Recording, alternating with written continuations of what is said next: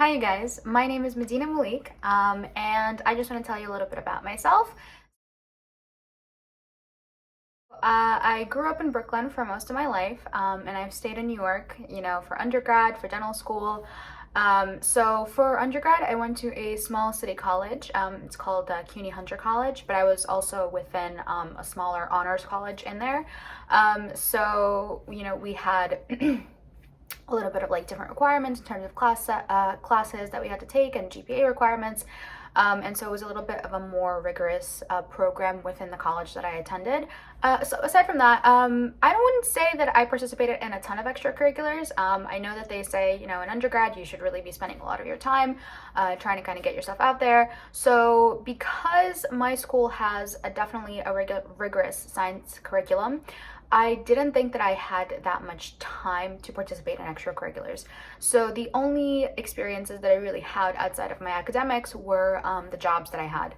So throughout my undergraduate career, I was fortunate to have my tuition paid by the program, by the honors program, but I was personally responsible for every other kind of living expense. And so I was working 2 to 3 jobs at any point during my undergrad experience. And so at that time, I worked part-time as a tutor. I also worked at a dental stem cell banking company. And I think that that was actually one of the experiences that definitely helped in my dental school journey, because it is something that is definitely dentistry related. It wasn't wet lab research, but it was kind of more working with the innovative side of dentistry. And essentially what the company did was they banked stem cells from teeth. And so that gave me a lot of great talking points during interviews. And it also opened the doors for me because a lot of notable dentists in the New York area were working with the company. And so I was able to get, an introduction and sort of get kind of a leg up, I would say, in the field. So that was kind of my background coming into dental school. Aside from that, I had definitely had some volunteer hours. I volunteered both in dental related experiences as well as non-dental related experiences. But aside from that, I didn't participate in a ton of extracurriculars in undergrad.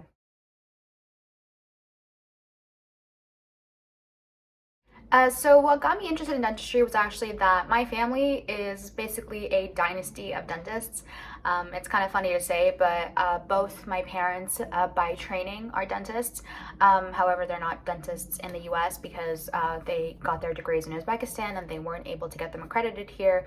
But in my family, it was both of my parents, both sets of my grandparents, my mom's 2 sisters. So it was basically an entire family kind of legacy. But I don't think that I was ever pushed into dentistry. I think that for me, it was more of just an increased exposure that then piqued my interest, and I was around the field a lot.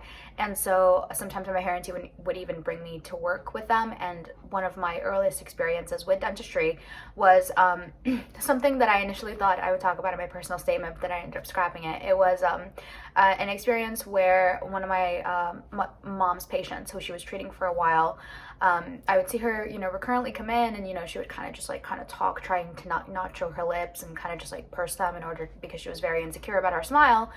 And then one day I saw her walk out of the operatory, and she was just like beaming, smiling, and she literally just could not contain herself. And so I think that that was one of the most impactful experiences for me. It kind of showed me for the first time ever that how significant of a change can be made with full mouth rehabilitations, and also the level of confidence that goes from 0 to 100 with really good dentistry that improves the patient's overall appearance, improves functionality, improves their speech even. And although I was kind of too young at the time to remember all those details, I just remember, the beaming smile of the woman, and then, in subsequent conversations about it with my parents, I understood more and more the power of good dentistry. So that's how I got into it.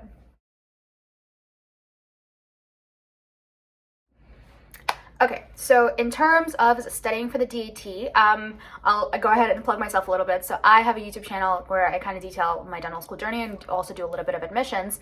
It's called Smile Spending. Check it out.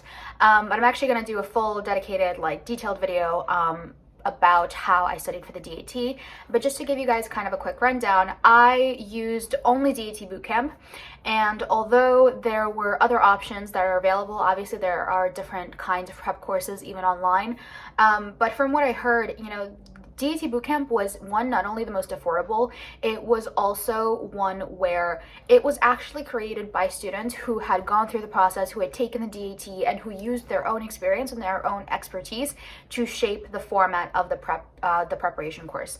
And so I found that the most helpful, and I also found that, you know, although they kind of lay out a schedule of how you're supposed to study, you really have a lot of flexibility, and you can kind of adjust and modify the schedule to speed certain things up or slow it down and increase the amount of time that you're taking to study certain material. So for me, I did the bootcamp subscription for about 3 months.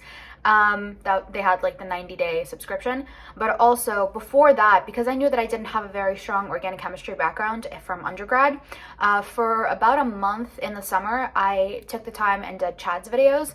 And those, I'm pretty sure you can get them for free. I used Course Saver, so I'm pretty sure they were about, I don't know, I can't remember the exact price, but I think it was just a couple bucks a month. So I used Course Saver to watch Chad's videos on all of the different organic chemistry topics, and I found them really, really helpful, and it was a lot better than anything that I had learned in my undergrad organic chemistry classes. But that was before I started boot camp, and then once I did start boot camp, if there was anything that I was unsure about, I would just watch the videos that I think they have Mike do for the organic chemistry section, so those are also pretty helpful. But yeah, so aside from that, I would say, so what I initially wanted to do was start studying during the spring semester of my junior year.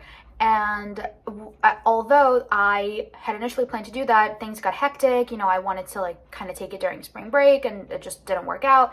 And so at that time, I had already purchased the bootcamp subscription. But thankfully, the DAT Bootcamp customer service team is actually pretty great, and they were able to let me pause the subscription and then reactivate it in a couple of months when I was actually ready to start studying. So then I ended up reactivating it at the end of August, and I had initially scheduled my exam for the end of October, but then I actually ended up postponing it twice to the end of November. So it was about three and a half months that I spent studying for the test. And I would say my biggest tips are, one, make sure to give yourself enough time, but not too much time. I would say the happy medium is between 3 and 6 months. I know a lot of people say that they studied for 2 weeks. I know a lot of people who say that they've studied for a month. I personally could never be that person, because I knew that I did struggle in my science classes in undergrad. Organic chemistry was very hard for me. Bio was not as much, and general chemistry not as much. I really struggled with the perceptual ability section. I struggled with the math. I'm not really a math person. I wasn't good at those statistic questions on the DAT quantitative reasoning section. So I had to work around my weaknesses, and so I knew that I needed more time than, you know, some people that you may hear. So give yourself enough time. The other thing is, don't be like me and be so hard on yourself that you are afraid to push your test back. There is absolutely no shame in it. You know, you shouldn't feel like you are doing something wrong because you're pushing off your test. And then the last thing I would say probably is just make sure that you make a list of all the things that you're strong at, and make a list of all your weaknesses so that you know that you need to spend more time on them. Because I think that that's what really helps me, is that I was able to specifically target the things that I was weakest at first to make sure that I had the best understanding of them for the test. I would say what made me stand out as a candidate for Columbia was that I was able to get an invitation to an alumni event where it was current students and alumni, as well as professors and faculty, that were having kind of like a mixer. The year before I applied, or it was around 6 months before I applied, it was around December.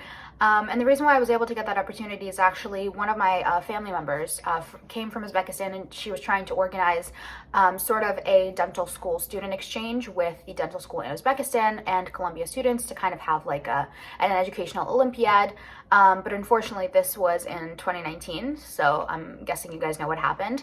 But that really did open a door for me because she was able to invite me to this reception, and I was actually able to meet the deans of the dental school that I now attend. And so when I had a conversation with them, I really impressed them because I guess one of the deans was from Switzerland, and so he spoke German, and so I mentioned that I took German in undergrad because that was just the language that I wanted to learn, and so we actually had a brief conversation in German, so it could have been that.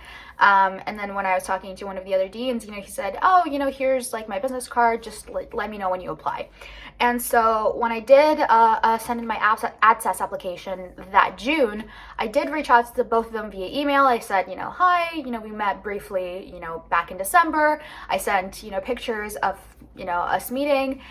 And although neither of them replied to me, I got an interview, so I don't know. It could have just been that, the emails got lost or never reached them, or it could have been that they maybe just plucked me out of the pile and said, okay, let's take a look at if this girl's got what it takes. I would say that was definitely one thing. So yeah, obviously I showed an interest in the school, and I had also attended a lot of their pre-dental days. They do a couple throughout the year with current students where they show prospective students around. So I did those. But then I would say, I don't know, I think that I have a relatively unique background. I moved to the US when I was 10 years old, and, even though I have a family full of dentists, none of them are dentists here, and so I would have kind of a unique perspective of what I used to see back in Uzbekistan with now comparing it to my US dental education. And then also, I would say that I had a very strong personal statement that I spent a lot of time working on, and so that was probably one of my strongest aspects of my application, because I will let you guys know that my GPA was not as high as you would think, and my DAT wasn't even as high as you would think for like Columbia students. So it's possible, guys. So because I was interviewing during 2020, obviously all of the interviews were conducted online. So I sent in all my applications by the end of June. Because the application cycle had opened 2 weeks later for us. So it was open on June 16th. So I submitted all my applications by the end of June, and the first time I heard back from Columbia was on September 30th, and then my interview was scheduled for October 30th.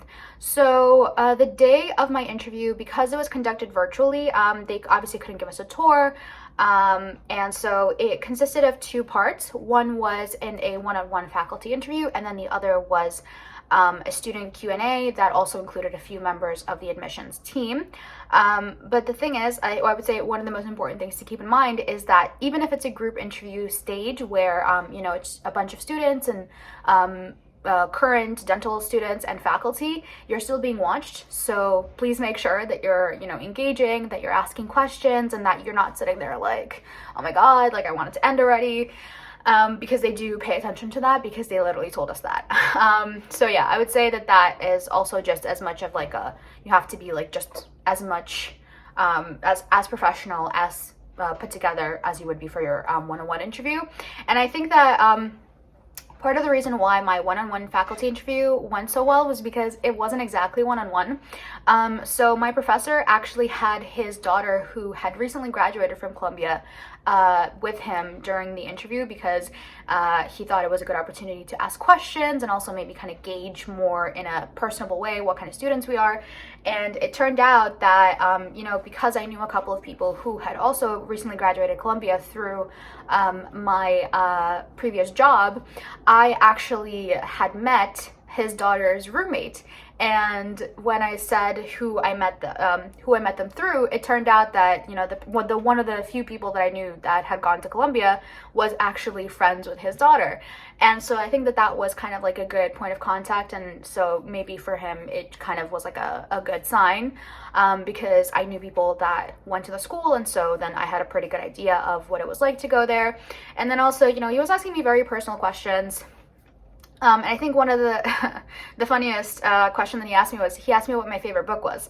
And it turned out that my favorite book was also his daughter's favorite book. So again, it was, I guess, good sign in my favor. And then, you know, he asked me literally no dentistry questions. It was all just personal questions, which I was a little bit surprised about, but not really, because I think that they really do have all of your kind of dental background and they just want to know who you are as a person.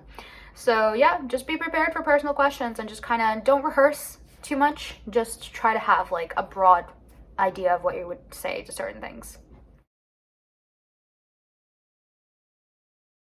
One tip I would say for the interview process is one, and I think that the most important one, is get a good outfit, right? I don't think that this can be stated or emphasized more, because I think that people kind of underestimate, you know, if they, you know, if you're a guy or a girl, like if you're a guy and you're wearing like this like frumpy suit that doesn't fit you well, and you're, you know, you got like a stain somewhere or you've got a tear somewhere, you know, obviously I know that everybody's financial situation is different, but I think that the interview day is really where you kind of just like pull yourself together, be your best self, and try to put the best kind of image forward, because that is the first thing, whether or not you like that you're going to be judged on, and then, you know, everything else will be secondary. So just make sure that you look put together, you know, neat hair. If you have like facial hair, like obviously just like have it trimmed, you know. I'm not saying shave your beard if you don't want to, you know, just make sure it's like neat and make sure that it looks like you're put together. And then for girls, you know, I've actually heard this from a member of admissions, not from Columbia, but from a different school that I interviewed at, that, you know, if you are coming in person to an interview, don't wear the stiletto heels. And they may make you look good and they may make you feel more confident, but one, it draws a kind of unwanted attention. And two, a lot of times they'll offer a walking tour of the school and show you around. And so if your feet are killing you, you're probably not going to be the most enthusiastic person on that tour. And so literally the words out of one member of admissions were, "You're not at a club, leave the heels at home." So, you know, although I gotta say, it doesn't sound like a very nice thing to say, it, you know, was a sage piece of advice. And then I would say in general, if you're doing a virtual interview, I don't know if they're still going to be doing virtual interviews, but get a ring light. You know, some of them are like $10 on Amazon, like I'm using one right now. And it makes a really big difference in terms of like how people can see you and like how they can see your facial expressions, and you can kind of regulate what they focus on more, as in like you instead of your background. So I would say a ring light is a good investment. And then for virtual interviews, you can also like take sticky notes and like put around the edge of your computer screen. You can put like talking points if you are afraid that you might forget something, but obviously don't look like you're reading from whatever you have in front of you.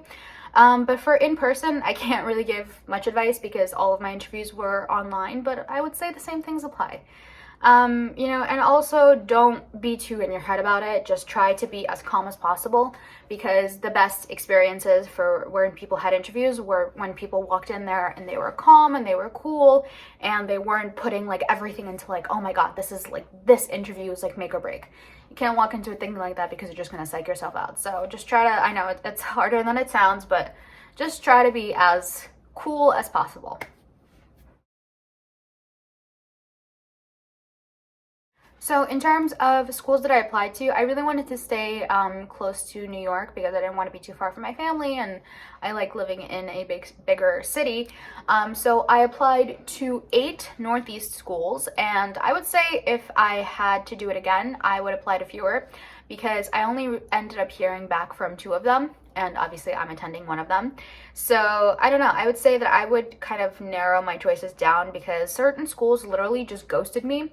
Like, no, like it was like, thank you for your application, that's it. And then they sent me a rejection in like in August or September when I had already started, you know, dental school at Columbia, so it was kind of funny.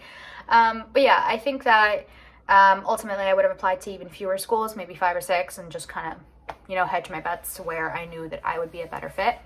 So in terms of why I picked Columbia, so I kind of talk about this on my channel a lot, is that one of the main things that I really like is the fact that it's pass fail. I gotta tell you guys, after the stress that I put myself under for undergrad and like worrying about every single B or every single B minus that I ever got, and sitting there and like bawling my eyes out thinking that I'm never going to get into dental school, it is such a breath of fresh air to sit there and be like, okay, I just have to worry about understanding the material. I don't have to worry about a grade. I don't have to worry about a rank. which is really, really nice. And that was one of the main things why I chose one of the main reasons why I chose Columbia. And then also the fact that we are integrated with the medical students gives us a more I would say a stronger medical background, and so we're able to keep an eye out and diagnose and draw our patients' attention to even systemic issues that have nothing to do with dentistry. But because we see our patients relatively frequently, we may be able to notice certain signs of other diseases and alert them to go see their doctors and go see a specialist and get it checked out. We were actually, I follow this page called Dental Nachos, where dentists will kind of share expertise and ask questions. And so one dentist took a CBCT in order to place an implant, and he noticed carotid calcifications, which is a sign of heart disease in a patient. And so he alerted him to the fact that you may want to get a cardiac workup because it looks like you have calcifications or atherosclerotic plaques around your blood vessels, which could put you in danger of a heart attack, which I think is an incredible thing. And if a dentist can go the extra mile and prevent those things in his patient, it's absolutely incredible. And so that's why being in medical school classes and learning things that may not necessarily directly pertain to dentistry, I think is really cool, and very few schools in the country do it. So that's why.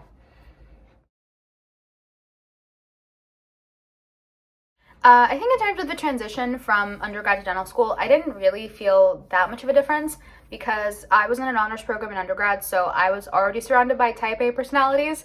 And so then the transition of like Columbia Dental and also being surrounded by type A personalities really didn't intimidate me that much. But I have to say that for one of our first orientation events, it was just kind of like we all met and we were doing like these group getting to know you exercises. And I swear the first few people, when we had a conversation and I asked them, oh, where did you go to undergrad? It was like, oh, Duke and Dartmouth and all these like well-known schools. And I was like, well, I just went to like the city college that's like a few blocks down, and I started kind of feeling like I had imposter syndrome, but our orientation leaders who are upperclassmen really did a great job of kind of instilling in us the one phrase that I think permeated through my Columbia experience, and it's that you belong here. And I think that both the students and the faculty do a really great job of making you feel welcome and accepted, and the fact that like you made it here is already telling us that you know what you're doing, you're a smart person, you deserve to be here.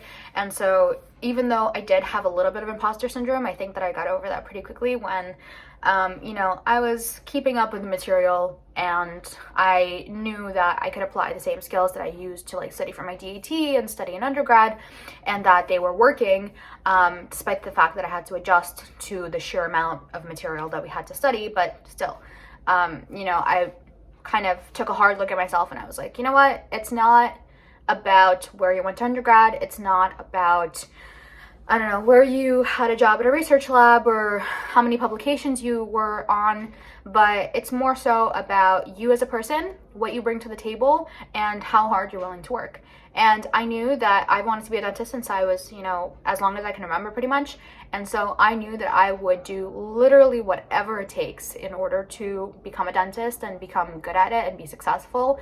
And so, it just takes a while to get your footing, but you got to do it. And yeah, it was hard, but dental school's not supposed to be easy, because if it was easy, everybody would be doing it, right? Okay, so the next question is about what a typical day looks like, and I actually have a day in the life on my channel if you guys want to check it out. Every day is different. Every 5 or so weeks we have the end of a block, and so our schedule will change, our classes will change, and so it's not too consistent to the point where it's kind of just like the dull routine all the time. Our schedule changes quite a bit, but I actually do quite like that, the fact that we're not taking like a whole semester to take a class. It's usually about 5 weeks or 10 weeks or whatever it is. And so I wouldn't say that most of our days look the same. There are certain days where we will have like clinic days, or we had in the first semester we had like gross anatomy lab, but usually every day is different. And what I like about Columbia is that we essentially have all of our classes recorded, and so for most classes attendance in person is not necessary. And I think that that's really nice because you don't have to worry about like, waking up at 8 a.m. or 7 a.m. And I personally am not a morning person, so most of my like 8, 9 a.m. lectures I will watch at like 1, 2 in the afternoon that same day because, I can. So I really like that. And so there are very few classes where we actually have to go in person, like clinic or anatomy labs.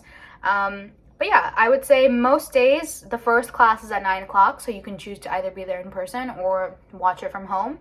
And then the latest I've ever seen a class end is maybe 4:30. We don't really have like late nights or evenings, but that's obviously depending on you as a person and what you want to do. If you want to practice a little bit more in pre-clinic, you could stay later. If you want to study a little bit at the library, again, you could be there all day if you wanted to.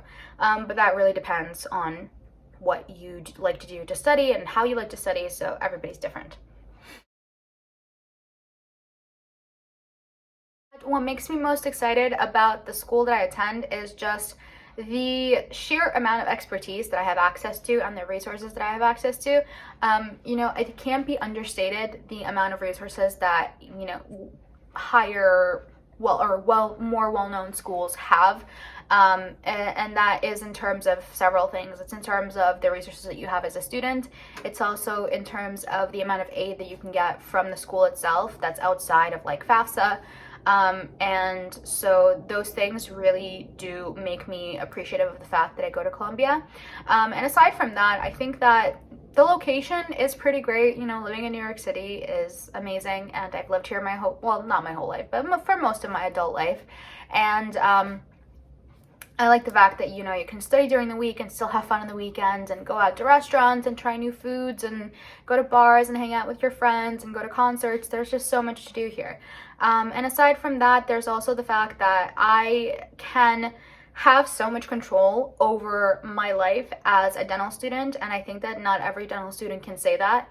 And so that's one of the perks of going to a school like Columbia, is that they give you so many options and they're so flexible. And I don't know, it's just overall been a really, really good experience, and I would say that I'm really happy with the choice that I made. And I think that ultimately you have to think about several things when you are applying to dental schools, is like where you want to live and what kind of lifestyle you want to live and how you want to spend your free time if you end up having free time. And so for me, it was very important to be able to just kind of do non-academic things in my free time. And so that's why it was important to me to stay in New York City or in another big city like Boston, because I applied to BU also. But it's also, I wanted to be able to like go to a restaurant or go to a bar and just have fun with my friends, or go see a concert if I wanted to. And so here I'm able to do that. And so yeah, I think that those are kind of the most important things for me, and it worked out really well that I got into school here. And I would say also the area that I live in, that in order to be close to school, is also relatively affordable. Like New York rent, I'm sure you guys know, is very high. But in my neighborhood, so I live in Harlem, and my commute to school is probably like 17 minutes, which is really nice. It's one stop on an express train, and some people even live like walking distance to school. I don't want to live that far uptown though, so I live in Harlem, and the rent is pretty affordable, which is really nice. And there's also like lots of restaurants around here, and obviously a lot of areas where you can grocery shop, and so it's a very comfortable place to live. So, biggest piece of advice for anyone who's pre-dental is something that I wish that someone had been around to tell me, is that please do not be so hard and beat yourself up over, one bad grade or a couple of bad grades or even a bad semester in undergrad, because I promise you that that is not the end of the world. Every time that I would get like a B- in organic chemistry, I thought, well, that's it, no more dental school for me. And guess what? I got into one of the most competitive schools in the country, because dental applicants are not just their grades. We're not just numbers. There is so much more to you as a person than meets the eye. And so you need to make sure that that is reflected in your application. And I promise you, if you apply broadly and you know requirements and you show interest in the schools, in dentistry as a whole, you will get into a dental school. And so again, what I want to say to everyone is just to keep in mind that everyone has a bad day or gets a bad grade, and it's not necessarily even your fault. There are outside circumstances sometimes, and so don't be hard on yourself. I know it's difficult, but just try to keep in mind the ultimate goal. And the ultimate goal is to be a dentist and to help people and be the best that you can be at it. And so you need to think about, okay, so this didn't go my way. How do I fix it? What's next? And for everyone, that could be something different. You know, if you didn't do so hot in undergrad, you can do a post-bac program, you can do a master's program to show that you can get higher grades and have a higher GPA. Or, you know, if you haven't had time to participate in extracurriculars, take a gap year, work as a dental assistant, get some experience, learn about the field. Make sure that this is really something that you can talk about at length. Show that you have great interest in. You know, do some volunteer work. Make sure that you don't forget about that, because all of those things are important, and all of those things make for a much more well-rounded applicant that is much more likely to be accepted. So again, I want to say, don't stretch yourself out too much. Don't be so hard on yourself, and you can do this. And good luck, and I hope you know that I'm rooting for you. If you guys want to contact me, like I mentioned earlier, I have a YouTube channel where I'm documenting my journey, and I vlog you know, what my day-to-day life looks like in dental school. So if you guys want to follow, it's called Smiles Pending. I also recently joined TikTok. I haven't really done much on there. It's also Smiles Pending. If you guys want to follow there, I'll probably start making videos there soon. And then if you have any questions, please feel free to reach out to me. I will have my email like written down below, so you guys can send me an email. Feel free to reach out if you want me to like look over a personal statement or something, or if you have just general application questions, I'm happy to answer them when I have time out of school. So yeah, I'm always available. Feel free to reach out, and if you guys feel like it, subscribe to my channel. I work really hard, and I would like to think that I make good videos. So thank you guys for watching.